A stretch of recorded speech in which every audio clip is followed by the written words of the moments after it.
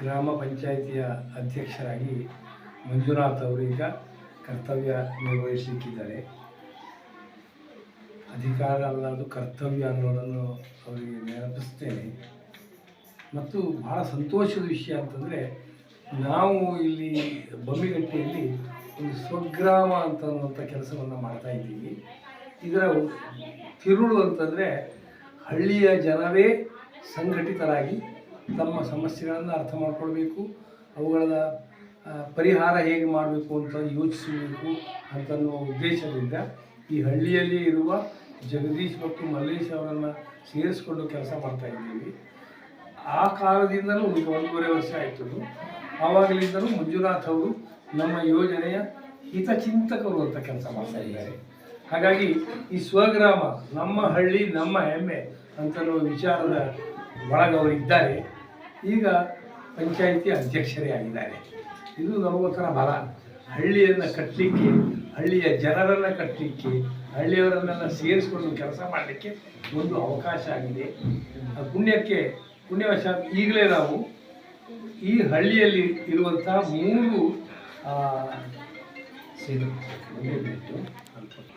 ಪುಣ್ಯವಶಾತ್ ನಾವು ಈಗ ಈ ಹಳ್ಳಿಯಲ್ಲಿ ಇರುವಂಥ 3 ತೆರೆದ ಬಾವಿಗಳ ಪುನರುಜ್ಜೀವನ ಕಾರ್ಯವನ್ನು ಕೈಗೊಂಡಿದ್ದೀವಿ.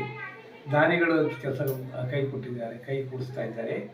ಹಾಗೆ ಗದಗದ ಗ್ರಾಮ ವಿಕಾಸ ಮತ್ತು ಪಂಚಾಯತ್ ರಾಜ್ ವಿಶ್ವವಿದ್ಯಾಲಯ, ಬೆಂಗಳೂರಿನ ಯೂತ್ ಫಾರ್ ಸೇವಾ ಹಾಗೂ ಉಳಿದ ಸಂಸ್ಥೆಗಳೆಲ್ಲ ಸೇರಿ ಇದನ್ನು ಕೆಲಸ ಮಾಡ್ತಾ ಇದ್ದೀವಿ. ಅದಕ್ಕೆ LVT ಅನ್ನೋರು ಬಿಸ್ಕಿಟ್ನವರು ಅವರು ದಾನಿಗಳಾಗಿ ಮುಂದೆ ಬಂದು ಅದಕ್ಕೆ ಬೇಕಾದಂಥ ಖರ್ಚಿಗೆ ಕೊಡ್ತಾ ಇದ್ದಾರೆ. ಟಕ್ಕರ್ ಅವರು ಧೀರೇನ್ ಟಕ್ಕರ್ ಅವರು ಅದಕ್ಕೆ ದಾನಿಗಳಾಗಿದ್ದಾರೆ. ಅವರ ಸಹಾಯದಿಂದ ನಾವೆಲ್ಲ ಈ ಕೆಲಸ ಮಾಡಲಿಕ್ಕೆ ಹೊರಟಿದ್ದೀವಿ. ಮತ್ತು ಮಂಜುನಾಥ್ ಅವರು ಅದರಲ್ಲಿ ತೊಡಕೊಂಡಿದ್ದಾರೆ. ಎಲ್ಲ ಸೇರಿ ಈ ಕೆಲಸವನ್ನು ಪ್ರಾರಂಭ ಮಾಡಿ ಇದು ನಮ್ಮ ಗ್ರಾಮದ ಸಮಗ್ರ ವಿಕಾಸಕ್ಕೆ ದಾರಿ ಆಗ್ತದೆ ಅಂತ ಭರವಸೆ ನನಗಿದೆ. ಮಂಜುನಾಥ್ ಅವರಿಗೆ ಮತ್ತೊಮ್ಮೆ ಅಭಿನಂದನೆ. ಆಯಿತು. ಈ ಸ್ಮಶಾನಗಟ್ಟಿ ಏನಾರ ಸುಧಾರಣೆ ಮಾಡಿರಿ. ಇಲ್ಲಿ ಕನಸಿತ್ತು, ಅದ್ರ ಕನಸು ಹೇಳಿಲ್ಲ. ಈ ಸಲ ನಮ್ಮ ಶಕ್ತಿ ಎಷ್ಟೈತೆ ಅದಕ್ಕೆ ಶ್ರಮವಹಿಸಿ ಮೊದಲೇದಾಗಿ ನಾನು ಆ ಸ್ಮಶಾನಗಟ್ಟಿ ರಸ್ತೆ ಮತ್ತು ಅಲ್ಲಿ ಶವಗಾರ ಮತ್ತು ಜನರಿಗೆ ಇಲ್ಲಿಗೆ ಶೆಡ್, ಏನೇನು ಕುಡಿಯುವ ನೀರಿನ ವ್ಯವಸ್ಥೆ, ಬೆಳಕಾದ್ರೆ ಸಣ್ಣದೊಂದು ಮನೆ ಸೋಲಾರ್ ಕುಂಡಿಸಿವಿ ನಮ್ಮ ಈ ಅವಧಿ ಒಳಗೆ. ಇನ್ನೂ ಹೆಚ್ಚಿನ ಒಂದು ಮಾಡುವ ಆಸೆ ಇದೆ. ಯಾಕೆಂದರೆ ಎಲ್ಲರಿಗೂ ಹೆಚ್ಚಾಗಿ ಅದೊಂದು ಸಮಸ್ಯೆ ಭಾಳ. ಅದಕ್ಕಾಗಿ ನಾನು ಶ್ರಮ ವಹಿಸಿ ಆ ಕೆಲಸವನ್ನು ಮಾಡಿಸ್ಕೊಡ್ತೇನೆ. CC road ಹಾಕ್ಸ್ಕೊಡ್ತೇನೆ. ಬಡವರಿಗೆ ಆಶ್ರಯ ಮನೆಗಳನ್ನು ಸಾಧ್ಯ ನಾನು ಈ ಪ್ರೇರಣೆಗೆ ಇಲ್ಲದೇ ಇದ್ರು ಕೂಡ ನಾನು ಸಂಪರ್ಕ ಪಂಚಾಯತಿ ಮೇಲೆ ಒಂದು 20 ವರ್ಷ ಸಂಪರ್ಕ ಆದರೂ ಯಾರು ನಿರ್ಗತಿಕರಾದ್ರೆ ಅವ್ರಿಗೆ ಹೇಳಿ, ನಾವು ಮೆಂಬರ್ ಇಲ್ಲದೇ ಇದ್ರು, ನಮ್ಮ ತಾಯಿ ಒಂದ್ಸಲ ಮೆಂಬರ್ ಇದ್ದರು, ಅವ್ರಿದ್ದಾಗ ಕೊಡಿಸೀವಿ. ಇಲ್ಲದೇ ಇದ್ದಾವಾಗೂ ಇಂಥ ಬಡವರು ಕೊಡಿಸಿ ಸಹಕಾರ ಮಾಡಿ ಇನ್ನೂ ನಾನು ಹೆಚ್ಚಿನ ಎಷ್ಟು ಸಾಧ್ಯಕತೆ ನಿರ್ಗತಿಕರು ಯಾರು ಅವ್ರ ಮನೆ ಕಟ್ಟಿಸೋ ಕೆಲಸವನ್ನು ಮಾಡ್ತೇನೆ. ನಿಮ್ಗೆ ಎಷ್ಟು ಹಳ್ಳಿ ಬರ್ತಾವ್ರಿ? ಇಲ್ಲಿ ನಮ್ಗೆ 3 ಹಳ್ಳಿ ಬರ್ತಾವೆ. ಒಂದು ಬೊಮ್ಮಿಗಟ್ಟಿ, ಒಂದು ನೆಲ್ಲೇರ್ವಿ, ಗರುಡೊಳ್ಳೆ, ರಾಜಾಜಿನಗರ, ತಾಂಡ. ಕುಡಿಯೋ ನೀರಿಲ್ಲ, ಕುಡಿಯುವ ನೀರಿನ ಬಗ್ಗೆ ಭಾಳ ಸಮಸ್ಯೆ ನಮ್ಮ ಗ್ರಾಮದ್ದು. ಆದರೂ ನಾವು ನನ್ನ ಅವಧಿಯೊಳಗೆ ನಾನು ಹೇಳ್ಕೋಬಾರ್ದು. ಸಾಧ್ಯಷ್ಟು ಎಲ್ಲ ಪ್ರಯತ್ನ ಮಾಡಿ ಮನೆಗೆ ಜಲಜೀವನ ಬಂದಿದ್ದು ನನ್ನೊಂದು ಕನಸದು. ಸುಮಾರು 10 ವರ್ಷ ಹಿಂದಿನ ಕನಸು.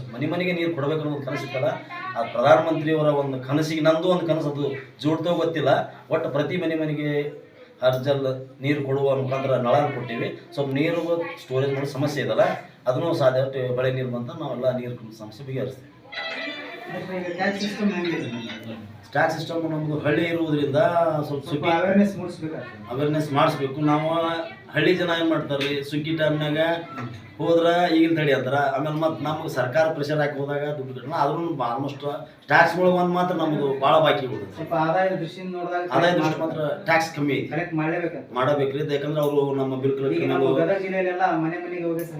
ಮಾಡಕತ್ತಾರೆ. ನಮ್ಮವ್ರನ್ನ ಕಳಿಸಿದ್ವಿ, ಆದ್ರೆ ಅದು ಭಾಳ ಆಗಲಿಲ್ಲ, ಒಂದು 5% ಆಗಲಿಲ್ಲ. ಈಗ ಚಕ್ರಿ ದಾರಿ ಮಾಡ್ಬೇಕಂತ ನಮ್ಮ ಹೊಲ ನಮ್ಮ ದಾರಿ ಮಾಡ್ಬೇಕಂತ ಸರ್ಕಾರದ ಆದೇಶ ಐತ್ರಿ. ಅದಕ್ಕೂ ನಮ್ಮ ರೈತರನ್ನ ಒಗ್ಗೂಡಿಸಿ ಎಲ್ಲಿ ನಾನು ಆಲ್ಮೋಸ್ಟ್ ಈಗ ಅದನ್ನು ನಾನು ಆಲ್ರೆಡಿ ಮಾಡಿಬಿಟ್ಟೇನೆ ರೀ. ನಾನು ಹೇಳೋದಲ್ಲ, ಎಲ್ಲಿ ಜನರ ಅಂದರೆ ಈ ಕಚ್ಚಾ ಮೊದಲು ರಸ್ತೆಯನ್ನು ಮೊದಲು ದಾರಿಯನ್ನು ಮಾಡಬೇಕಲ್ಲ, ಅದನ್ನು ರೈತರನ್ನ ಕೂಡಿಸಿ ಒಂದು ದೇವಸ್ಥಾನಕ್ಕೆ ದಾರಿ ಮಾಡೀವಿ. ಇನ್ನೊಂದು ಇಲ್ಲೊಂದು ರೈತರು ತಮ್ಮ ಜಗಳ ಮಾಡೋದೊಂದು ಸಮಸ್ಯೆ ಬಗೆಹರಿಸಿ ಅವರಿಗೆ ಒಂದು 10 ಫುಟಿನ ರಸ್ತೆ, ನೀವು ಒಂದು 5 ಫುಟ್ ಮಾಡಿಕೊಡಿ. ಅವ್ರಿಗೆ ನಮ್ಮ ಹೊಲ ನಮ್ಮ ದಾರಿಗಳು ಸಾಧ್ಯ ನಾನು ಕಡಿಮೆ ಮೊರ ಮಾಡಿಸಿ ಆ ರಸ್ತೆ ಪಕ್ಕ ರಸ್ತೆ ಮಾಡಿಕೊಡ್ಬೇಕಂತ ಆಸೆ ಐತಿ. ಗ್ರಂಥಾಲಯ ಒಂದು ನಾನು ನಮ್ಮ ಶಾಸಕರಿದ್ದಾಗ ಒಂದು 20 ಲಕ್ಷ ಫಂಡ್ ಹಾಕ್ಸ್ಕೊಂಡಿದ್ದೆ. ಅದನ್ನ ಆಲ್ರೆಡಿ ನಾವು ನಮ್ಮ ಕರ್ನಾಟಕ ಪಬ್ಲಿಕ್ ಸ್ಕೂಲ್ ಒಳಗೆ ಉದ್ಘಾಟನೆ ಮಾಡಿ ಅಂಗನವಾಡಿ ಭೇಟಿ ಕೊಟ್ಟಿರ್ತೀವಿ ಎಲ್ಲ ನಾವು ಹೇಳ್ತೀವಿ ಮಕ್ಕಳಿಗೆ ಬರ್ತಕ್ಕಂಥ ಯಾವುದೇನೋ ನೀವು ಆ ಕಡೆ ಈ ಕಡೆ ನೋಡಬೇಡಿ. ಮೊದಲನೇದಾಗಿ ನೀವು ಕರ್ತೇವೆ ಮಕ್ಕಳು ನೀವು ಏನು ಕೊಟ್ಟಿರ್ತೀವಿ ಅವ್ರ ಕಡೆ ಹೆಚ್ಚಿನ ಗಮನ ಕೊಟ್ಟು ಕೊಡಿರಿ. ಮಾಡಿದ್ರೆ ಉಳಿದ್ರೆ ನೀವು ತಿನ್ನಿರಿ. ಅದರ ಒಣ ಪದಾರ್ಥಗಳನ್ನು ಒಯ್ದು ಮಕ್ಕಳ ಬಾಯಿಗೆ ಮಣ್ಣು ಹಾಕಿ ವಿಚಾರ ಮಾಡಬೇಡಿ. ನಿಮ್ಮ ನೌಕರಿ ಕಡೆ ಗಮನ ಕೊಡಿ. ಸರ್ಕಾರದ ಕೆಲಸ ದೇವ್ರ ಕೆಲಸ ಮಾಡ್ಬೇಕಂತ ಹೇಳಿ ಪ್ರಕಾರ ನಡ್ಕೊಂಡ್ರೆ ಅಂಗನವಾಡಿ. ಬಯಲು ಶೌಚ ಮುಕ್ತ ಮಾಡ್ಬೇಕು ಅನ್ನೋ ಮಾತಾಡಿದ್ವಲ್ಲ, ಬಯಲು ಶೌಚ ಮಾಡೋದ್ರಾಗ ನಮ್ಮ ಮೋದಿಯವರು ಕನಸಿನ ಪ್ರಕಾರ ನಾವೇನು ಮಾಡಿದ್ರಿ, ಆಲ್ಮೋಸ್ಟ್ ಎಲ್ಲರಿಗೂ ಒಂದು ಅನುಕೂಲತೆಯನ್ನು ಮಾಡೇವಿ. ಕೆಲವೊಂದಷ್ಟು ಜನಕ್ಕೆ ಜಗದ ಪ್ರಾಬ್ಲಮ್ ಐತಲ್ಲ, ಅದನ್ನು ಸರ್ ನಾವು ಸ್ವಗ್ರಾಮ ಫಿಲೋಸಫಿ ಸರ್ ಕೂಡ ಅಂದರು.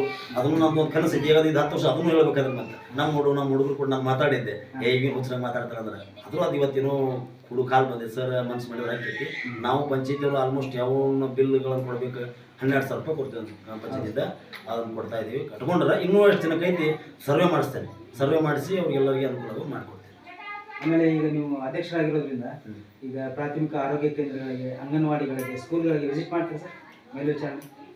ಈಗ ಅಧ್ಯಕ್ಷರಾಗಿಲ್ಲ ಅಂತಲ್ಲ, ನಾನು ಆಲ್ಮೋಸ್ಟ್ ನಾವು ನಮ್ಮ ಯುವಕರ ಟೀಮ್ ಇತ್ತು ಒಂದು, ಏನೋ ಊರು ಒಳ್ಳೇದು ಮಾಡ್ಬೇಕಂತ ನಮ್ದೊಂದು ಟೀಮ್. ನಾನು ಅಧಿಕಾರದೊಳಗೆ ಇರಬೇಕು ಬಿಡ್ಬೇಕಂತಿಲ್ಲ, ನಮ್ಮ ಯುವಕರ ಟೀಮ್ ಚಲೋದಿ ಲೆಕ್ಕದಲ್ಲಿ ಎಲ್ಲರೂ ಇರ್ತಾರೆ, ನಮ್ಮ ಸಹಕಾರ ಕೊಡ್ತಾರೆ. ಆ ಪ್ರಕಾರ ನಾವೆಲ್ಲ ನಮ್ಮ ಟೀಮ್ ಕರ್ಕೊಂಡು ಮತ್ತು ಸ್ವಗ್ರಾಮ ಫಿಲೋಸಫಿಯಿಂದ ಒಂದು ಸಮಸ್ಯೆಗಳಿತ್ತು ಒಂದಷ್ಟು ಅವ್ರು ಕರ್ಕೊಂಡು ಮಾಡೀವಿ. ಈಗ ನಮಗೆ ಕೊರತೆ ಅಂದ್ರೆ ಡಾಕ್ಟರ್ಸ್ ಕೊರತೆ, ನರ್ಸ್ ಕೊರತೆ ಐತಿ ಕೆಮ್ಸ್ಗೆ. ಯಾಕಂದ್ರೆ ಸುತ್ತ ಒಂದು 10 ಹಳ್ಳಿ ಜನ ಬರ್ತೈತಿ. ಅದೊಂದು ನಮಗೆ ಭಾಳ ಪ್ರಾಬ್ಲಮ್ಗಳನ್ನ ನಾನು ಇಒ ಮತ್ತು HO ಮತ್ತು DSO ಮಾತಾಡಬೇಕಾಗಿತ್ತು ಅಂತ ನಾನು ಪರ್ಸನಲಾಗಿ. ಯಾಕಂದ್ರೆ ನಮ್ಮ ಕಮಿಟಿ ರಚನೆ ಮಾಡಿಲ್ಲ. ಇನ್ನೊಂದು ನೀವು ಅದು ಗಮನ ಹರಿಸಿ ಸರಿ ಮಾತಾಡಬೇಕು. ನಾನು ಪ್ರತಿ ಸಲ ಪ್ರಾಥಮಿಕ ಅದಕ್ಕೆ ಯಾವುದೇ ಅಧ್ಯಕ್ಷ ಇರಲಿ ಆದರೆ ಅಲ್ಲಿ ಒಂದು ಸಮಿತಿ ಅಂತ ಆ ಸಮಿತಿಯನ್ನು ಮಾಡಲೇ ಇಲ್ಲ. 4 ವರ್ಷ ಆರೋಗ್ಯ ಸಮಿತಿ ಮಾಡಲೇ ಇಲ್ಲ. ನಾನು ಅದ್ರ ಸಂಬಂಧ ಅವ್ರು ಭಾಳ ಸಲ ಹೇಳೀನಿ. ಈ ಸಲ ನಾನು HO ಮತ್ತು DSO ಮಾತಾಡಿ ಕರಿತೀರಿಲ್ಲ, ಕರಿದೈದ್ರೆ ನಾನು ಮುಂದಿನ ಒಂದು ಉಗ್ರವಾದ ಹೋರಾಟ ಮಾಡ್ಬೇಕಂತಿದ್ದೆ. ಯಾಕಂದ್ರೆ ಜನ ಇವತ್ತು ನಾನು ಉದಾಹರಣೆ ನನ್ನ ಕಣ್ಣಲ್ಲೇ ಕಂಡಿದ್ದು, ಹೊರಗಡೆ ಇರುವಂಥ ಒಂದು ಬಾಟ್ಲಿ 90 ರೂಪಾಯಿ, ಅದನ್ನು ಇನ್ನೊಬ್ರು ಬಂದು ಫ್ರೀ ಒಳಗೆ ತೊಗೊಂಡಲ್ಲ. ಅವ್ರು ಹೇಳ್ತಾರೆ ನಮ್ಮ ಜನ ನೋಡಿದ್ದು ಹೊರಗೆ 90 ರೂಪಾಯಿ ನಮ್ದು ಕೊಟ್ಟರು. ಮತ್ತು ಇಂಥವು ಸೌಲಭ್ಯಗಳಿಂದ ಸಿಗದೇ ಇದ್ರೆ ಮತ್ತೆ ಏನು ಮಾಡೋದು ದೊಡ್ಡ ಜನಕ್ಕೆ. ಅದಕ್ಕಾಗಿ ಅದ್ರ ಬಗ್ಗೆ ನಾನು ಕಾಳಜಿ ವಹಿಸ್ತೇನೆ, ಆರೋಗ್ಯದ ಬಗ್ಗೆ. ಇನ್ನೇನು ಶಿಕ್ಷಣದ ಬಗ್ಗೆ ಒಳ್ಳೆ ಐತಿ. ಸ್ವಲ್ಪ ನಿನ್ನೆ ಅವರು ಸರ್ ಲೆಟ್ರ್ ಕಳಿಸ್ಯಾರ, ನಮ್ಮ ಮಗಳ ಬಗ್ಗೆ ಅಣ್ಣರ ಮಗಳ ಕಾಲೇಜ್ ಮಕ್ಕಳ ನಿಮ್ಮ ಒಂದು ಲಿಸ್ಟ್ ಮಾಡಿ ಕಳಿಸ್ಯಾರ. ನಿಮ್ಮ ಕಾಕಾರ ಅಧ್ಯಕ್ಷರಿಗೆಲ್ಲ ನಮ್ಗೆ ಇಂಥವೆಲ್ಲ ಸಾಧ್ಯ ನಾನು ಶಿಕ್ಷಣದ ಬಗ್ಗೆ ಚಿಂತನೆ ವಹಿಸ್ತೀನಿ. ಶಾಸಕರ ಭೇಟಿಯಾಗಿದ್ದೆ, ಯಾವ ನಮ್ಮ ಅಧಿಕಾರಿಗಳು ಯಾರಿಗೂ ಭೇಟಿಯಾಗಿಲ್ಲ. ಯಾಕಂದರೆ ಈಗ 2-3 ಸೋಮವಾರ 11ನೇ ತಾರೀಕು ಆಗೈತಿ. ಇಲ್ಲ ಈ ಕೆಲಸದ ಅವರು ಖರೀದಿ ಇದ್ರು ನಾವು ಹೋಗಿ ನನ್ನ ಕೆಲಸದ ಒಂದು ಅಭಿಲಾಷೆಗಳನ್ನು ಅವ್ರ ಮುಂದಿಟ್ಟು ನನಗೆ ಸಾಧ್ಯ ನಮ್ಮೂರಿಗೆ ಒಳ್ಳೇದು ಮಾಡಿ ಶಾಸಕರನ್ನ, MP ಅವ್ರನ್ನ ಮತ್ತು ಪ್ರದೀಪ್ ಶೆಟ್ಟರನ್ನ ಕೇಳ್ಕೊಂಡು ಸಾಧ್ಯ ಎಷ್ಟು ಕೆಲಸಗಳನ್ನು ಕೊಡ್ತೀನಿ, ನಮ್ಮೂರು ಒಳ್ಳೇದು ಮಾಡಿ ಗಿರಾಟಗಳನ್ನು ಅನುಕೂಲ ಮಾಡಿ ಕೇಳ್ತೀನಿ. ಅದು ಒಳ್ಳೆ ಶಾಸಕರು ಒಳ್ಳೆ ಅಭಿಪ್ರಾಯ ಐತಿ, ಕೊಡ್ತಾರೆ ಹಂಗೆಲ್ಲ. ಅದರ 10 ತಗೊಂಡು ಸಿಗೋದಿಲ್ಲ. ಆದ್ರೆ ಇದ್ದಂಥ ಟೈಮ್ನಾಗ ಹೋಗಿ ಸ್ವಲ್ಪ ನಾನು ಕೆಲಸಗಳನ್ನು ತೊಗೊಂಡ್ಬರ್ತೀನಿ.